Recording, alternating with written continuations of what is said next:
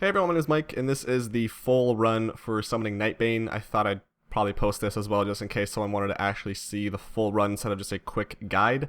So unfortunately I didn't leave my map open for this. I meant to, but I totally forgot. So hopefully you can just kind of figure out where I'm going based on the layout of what's going on in the video. But so this full run was about 30 minutes. I shortened it down to about half that, took out all the boss fights because they're not really that important, but I'll kind of go over some of the strats we use and the path we took. But right away, basically, the all the trash up to Opera is something we pulled pretty much one after another. We slowed down a little bit to kill off some stuff, especially the Shrieking Terror, that first ad you encounter, just because it has that fear.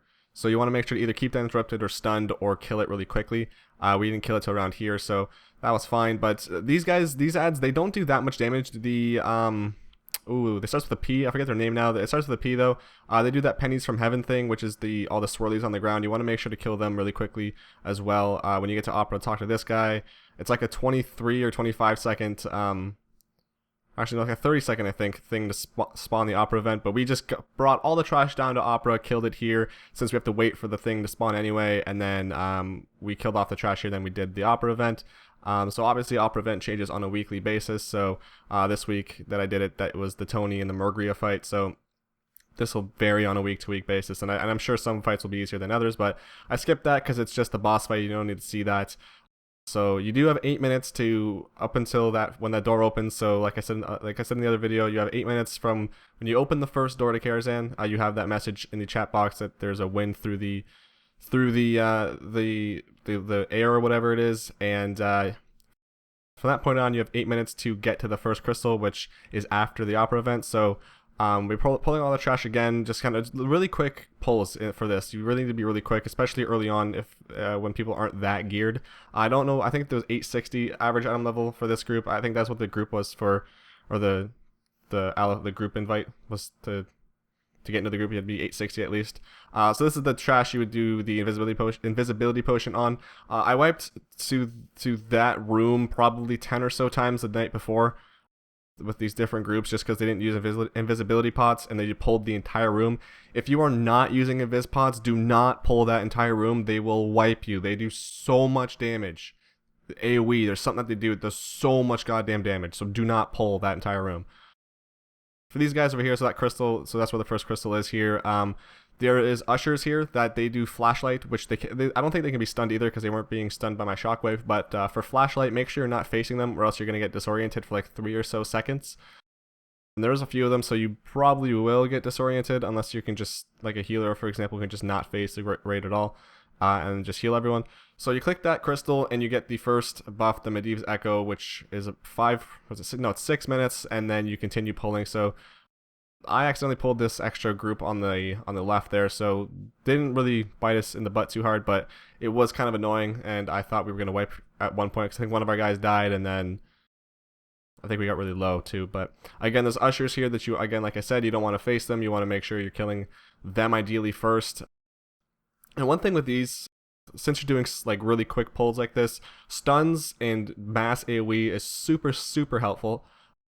I, of course, spec'd into as much AoE as I could, the sweeping strikes, so I did more AoE for my mortal strike, and the whirlwind does more damage. I obviously took shockwave as well, which helps. Every 20 seconds, as long as I hit 3+ people, I will be able to do shockwave and stun people, so that really helps out. We had, what else do we have in this group? We had a paladin, mage, druid. Yeah, I mean, there wasn't too many stuns. I know one group I had like 2 warlocks for their stuns, and me as well, so stuns really helpful. Interrupts really helpful. Definitely, there's a lot of trash that has interrupts. So, and of course, like I said, the AoE, of course, you're going to be doing a ton of it. So, the more AoE you can bring, the better. Single target stuff is helpful for the bosses, of course, but the majority of this is just AoE. So, as much AoE as you can. These guys in this hallway going up to Maiden, I don't remember if they do anything too crazy. I know there's some interrupts like Kiss of Death or something, which sounded deadly, so I interrupted it. And I think they put some dots or debuffs on the raid or on the group, so I don't remember exactly what they did. I wasn't really paying too much attention to these guys. And to be honest, this video right here was the first time I'd ever gotten past that Opera event crystal, so I wasn't really paying attention. The Opera event, up to the Opera event, I know like off by heart I can do it blind. I did that literally probably 10 plus 15-ish times on the weekend until I finally did it with this group who did it right. And we were not using Discord for this. We were just, there was no voice until we got to Nightbane because that was kind of annoying. But so this is where the group, the second crystal is. It's right before Maiden. It's the room on the left at the back there by the bed. You do not have to kill Maiden. You shouldn't kill Maiden because it's going to eat up all your time, and there's no point since Maiden doesn't have anything to do with this crystal. It's just right beside her. So we click this crystal, and then we're going to make our way back to the way we came, and we're going to be going to Moros. And I'm not sure if there's a different way you could do this, if you could go Moros and then come up here or whatever, but I think this is like the best way to do it. As far as I know, this is the way most groups are doing it, but again, not entirely sure if this is the best way, if there's another way in general you can do it, but anyway, to get to Moros, instead of going down the stairs or whatever, we just jump over this ledge here because it saves a lot of time. I don't think they would ever put an invisible wall there, but you never know with Blizzard, they might not want people doing that, so unfortunately, if that ever does not work, you have to go the long way around, but you're going to have to clear most of the trash in that other room anyway, or some of it anyway, so it's not that big of a deal if you have to go that way. In Moros' room, kill, of course, all the trash. Most of it is actually non-elite, I think. It's just the big mana void people that are elites, and they do some sort of, I think it's an AoE, so interrupt that. And so they're not that hard. You can pretty much pull the entire room, two of these arcane people at once, so it's not that hard. Before pulling Moros, though, we had our healer go to 100% mana. I think he or she was at like 80%, but just in case the mana burn got intense, we wanted to make sure he or she, I don't remember if it was a he or she, we wanted to make sure they had full mana. So the far left person, I don't remember her name now, but the far left person is the one that does the mana drain, so I just kind of focused her. We popped all of our cooldowns, all of our offensive cooldowns and lust, and we just AoE the crap out of everything all at once. That's kind of the way you have to do this. Of course, I focused on the mana person, because I don't know if everyone else was, but that's what I did. It's kind of hectic up there, so if you can try to pull them down to this area here, because there's a lot more room, especially when you have the whirlwind and that axe that we had there. So yeah, but once you kill those four guys, Moros is not hard at all. The crystal's right behind where Moros starts the fight, and then once you kill him, you're gonna make your way down towards a Tumen, but you're not gonna pull a Tumen. You're gonna go to the left to the spider room. So like I said, you're gonna pull a little bit of this ballroom here. Non-elites, except again for the mana, the big arcane void thing there that you can interrupt or keep stunned, whatever it is. But again, we're pretty much DPSing as we're moving, as you can see throughout the entire fight, or throughout this entire video. We're not really stopping. I think the only time we did stop was for the mana before Moros, and as well as when we're pulling the trash on Curator, which we're going to get to. But in this area for the spiders, make sure you're not stepping in the webs on the ground there, because if you step in that, more ads will spawn, so the less ads you have to deal with, the better.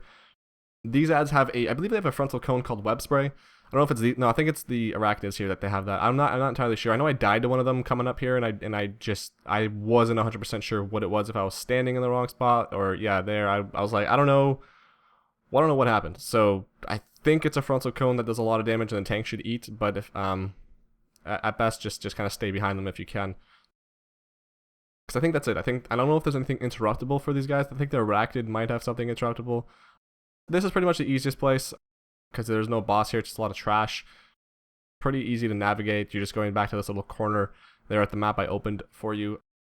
And again, I think at that point I was like, oh yeah, I should have opened my map for this entire thing, but I was like, it's going to look really stupid now to not have it open. And I wasn't sure if I was going to make this video, but after editing my quick guide, I was like, maybe I should, just in case someone's interested in that. So I'll post both of them. But and in this room, it has a lot of those spider webs, so you're probably going to be pulling a little bit extra, but that's okay, since there is so much of it. And I think we were hugging the wall, because to be honest, I don't remember. I've only been in Kara once, and I don't remember exactly if there's a whole bunch of trash on the left there that we were avoiding by hugging this, or if we pulled all that stuff by accident.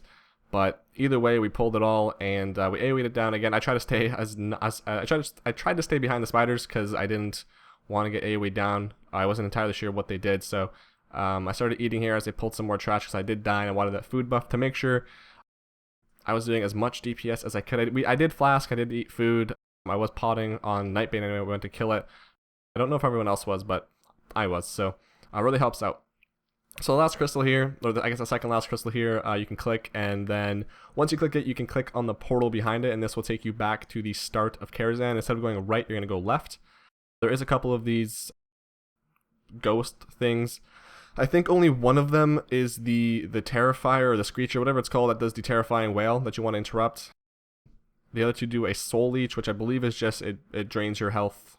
Don't think it heals them, but if anything, at the very least, interrupt that fear, because having that fear go off it's not deadly. Well, it can be deadly, but it's not the worst thing, but it really is annoying, and it can wipe you if you're already low, or if your healer gets out of line instead of your tank and he's pulling a lot. So yeah, make sure to interrupt that or keep that stunned. So again, moving on, I think at this point up to Curator, it's all these ghosts, and then before Curator there's like 2 ads, and those mana, I don't know what they're called, arcane voids, mana voids, not mana worms. Those are the little flying things. Not entirely sure, but I don't think we use any speed potions. I don't think the druid, do resto druids have that speed buff? I don't know if they do, but I don't think we had any speed increases throughout this. We just were walking or running, I guess, normally. I know the paladin used his mount thing. I know that I use my heroic leap from time to time, and charge of course helps. But I don't think there was any like speed potions or the roar that druids do. So this is the that fearing ad that I wanted to make sure it wasn't gonna fear us, because we stunned it a couple times and then my interrupt was down. So I wanted to make sure I killed that. These 2 constructs, they do these swirly things that you just don't stand in. Really easy not to get hit by those. I guess they don't do it in melee. I don't know. They never really did it. The one time here, or the 2 times I guess that I saw it, it was never in melee. So I don't know if that's on purpose or if that was just really lucky that it didn't go in melee. But obviously, do not stand in those. And then for Curator, I was pretty confident in this group that if we did pull 1 or 2 of these trash packs, we would be able to kill the boss with them. But these guys wanted to play it safe, so we ended up pulling the entire room with before Curator. The little mana worms there, the 3 of them, you have to kill them before you can do damage to the big guy. I believe they shield him, or either that, or he has a shield, and then you have to damage it down either way. Because I know he was immune to damage or absorbing damage for a little bit anyway after we killed those mana worms, but might be a combination of the 2. Not entirely sure, but the mana worms have far less health anyway, and you're probably going to be killing them first anyway. So I would just focus them down. The mana dude does like an arcane barrage, which hits. I don't know why I said hits so weird. Hits I think 3 people or everyone in the party for a little bit of damage. So healers keep an eye out on that, and it can be interrupted once his absorb is down. So here we're just waiting for Curator to pat back the other way. That's why there's a little skip there. And of course, for all these guys, we're pulling them right back to the entrance. We didn't want to pull Curator by accident. So we kill all 4 of those packs. Not that big of a deal. I think we're up to like 4 or 5 minutes here. So we were pretty confident that we were gonna we weren't worried about killing Curator in time, because we had 5 minutes and that is not that long of a fight. Plus we had Lust. So moving on to kill Curator, luckily he was patting back at this point. We had him at the wall, which is pretty great of a place to have him. We just bring him back towards the entrance. So we pulled Curator, we popped all of our offensive cooldowns, we popped Lust, and actually no, sorry, that's a lie. We did not pop all that stuff. We waited. So we killed him normally, and then when he did his evocation at full mana, and that's when he takes extra damage. That's when we popped all of our offensive cooldowns and Lust. I think we got him down like 50% more that time, or 50% more during that phase. But after you kill him, he's going to spawn a crystal on him, so you click that. And at this point, you'll get a 5-minute buff called Medivh's Presence, I believe it was called. And at this point, you just go back basically the way you came. I think you can skip that ghost thing that we just pulled, but someone pulled it, so we killed it. But we had plenty of time, so you're going to go back the way you came, and basically to the start of the place, and you're gonna go to where Nightbane is. You're gonna talk to Medivh.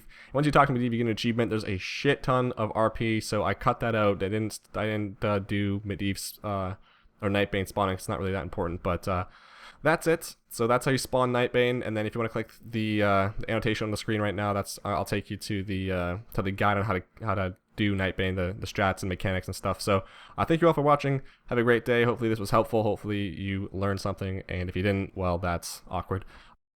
Thanks again. See you later. Have a great day.